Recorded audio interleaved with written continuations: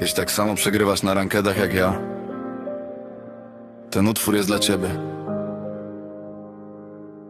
Jestem Trzeba.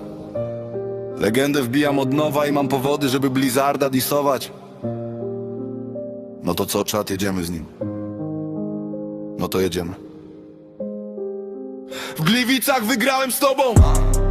Przypominam to do dziś. Na turnieju z nerdikami zrobiłem top 8, więc poczułem smak zwycięstwa, byłem niczym Tyson. A ty wróciłeś znowu, aby mnie wkurwić jeszcze raz. Że co? Kolejny sezon walki, znowu stawiasz mnie na start, ale zapomniałeś o tym, że poddam się w drugiej turze od tak. Droga do legendy trudna i naprawdę nie mam sił na zagrania przeciwników, krwawią oczy mi.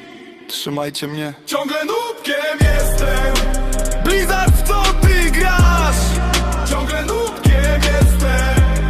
20 damage'a w twarz. Ciągle nubkiem jestem. Przeciwnik karty sobie wybiera. Ciągle nubkiem jestem. Właśnie wyjebało Wamesera. Znowu Little było krok, udowodnij mi.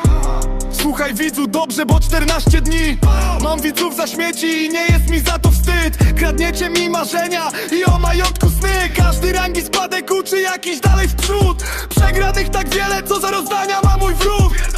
Czemu widzu kłamiesz, że Lita zmizowany? Niestety się myliłeś, idź do innego streamera się żalić. Ciągle nubkiem jestem. Blizzard, w co ty grasz? Ciągle nubkiem jestem. 20 damage'a w twarz. Ciągle nubkiem jestem. Przeciwnik karty sobie wybiera. Ciągle nubkiem jestem. Właśnie wyjebało Wamesera. Idźcie w chuj z tymi zagraniami. Pierwsza tura pas, druga tura pas. Kanszy divi, widza banik, mówię wam. 3 gry przegrywamy i 3 dyszki będziecie wpłacali, choćbyście łkali srali. 20 nie wróci, moderatorów żegnam i 10 diament witam, serio. 50 000 gier i for free gram. Rzućcie groszem widzowie, dla ZPM dziadka. Zobaczycie absurdy, a to nie lada gratka. Tylko ja mam w tej grze peszek, aż mniej boli głowa. Jak w kasynie zawsze Blizzard wygrywa, a ja od was wymagam tylko nędzne 2 koła.